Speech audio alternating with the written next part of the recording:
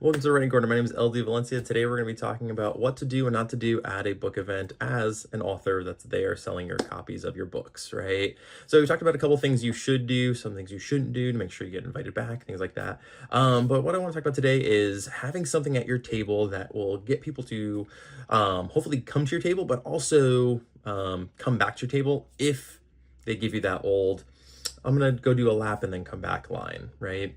So a lot of times if I feel like, I have someone at the table, they look at the book, but they give me that line of, well, I just got here, I'm gonna go walk around, or they're like, maybe, not going to make that sale, or maybe they sound really interested, but, they have something that they've said, they've given you some excuse and they don't, sound like they're going to buy right then and there. What I have are bookmarks that have a QR code on the back.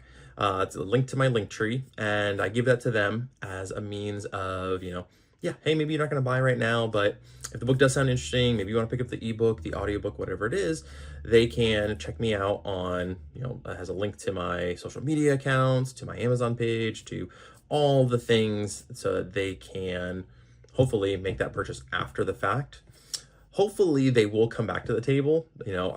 I don't really know for sure exactly the statistics on it. I've not clocked all those numbers of how many people have said that and actually come back. But there are some people that do actually come back, depending on where I'm situated. If I'm at the end of a table or the end of a row and I'm like the first person they've seen, I think sometimes they do come back. Sometimes they say that and they never show up. I've seen them walk past a couple times and they don't step back at my table, and that's fine, right? You can't please everybody. Your book's not going to be for everybody.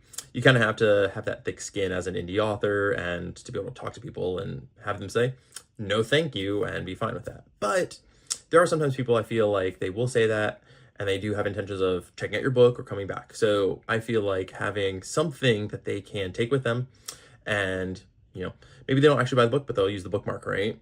So ideally, they'll have something like that that you can give to them that will hopefully get them to come back, make that purchase, and hopefully you'll make the sale. That's the real hope, right? With these events is that you're making sales, you're connecting with readers, things like that, right? So having something there that you can give them. I also do other things like that. I have done spinning wheels where they can come in and kind of play a game, to kind of gamify the table a little bit and get them to be excited and come on in, right? And do that to make some connections and talk to people. A lot of times what I'll do though is I'll have stickers. I'll just give stickers away.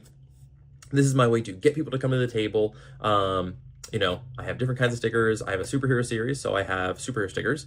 That's usually really good if there's littler kids there, right? I can, offer them one, and sometimes that helps break the ice. Sometimes, I'll say like, hey, I have bookish stickers, right? If I know somebody that's obviously there to read books, right? I have some that are just like books and they say things like, read more books and stuff like that, right? I have got tons of those. But I also have a dragon series that I'm starting. So I'll have those dragon stickers, right? I also have keychains. Those I do sell though. And sometimes people will purchase a keychain because they've gotten a book or they're looking and they see the keychains. So having some things like that on your table that will catch people's eye, 'cause everybody loves stickers, everybody likes keychains, right? So having some things like that, little tiny things that might catch someone's eye or get them to be like, oh, cool, right? If you have a free sticker, right? No, most people are not going to turn down a free sticker, right? They might not actually purchase the book, but there have been a lot of times people have come to my table, they've heard my pitch after I give them the free sticker, and they're like, okay, cool, that does sound cool, right? I kind of turn them from to, hey, cool, and they'll purchase a book, right? So having those kinds of things at your table can turn kind of a passive viewer to oh, wow, that sounded really cool, I will check it out, right? Or, hey, that sparked an idea my nephew loves superheroes. I'll get him a copy of your book for him, right? So hopefully those are some things that you can do to your table to kind of just take it to the next level a little bit, get some more sales, get some more people interested, and hopefully convert a little bit more on that. But maybe they don't. And again, you do have to have thick skin. People say no thank you and they walk away and they never come back.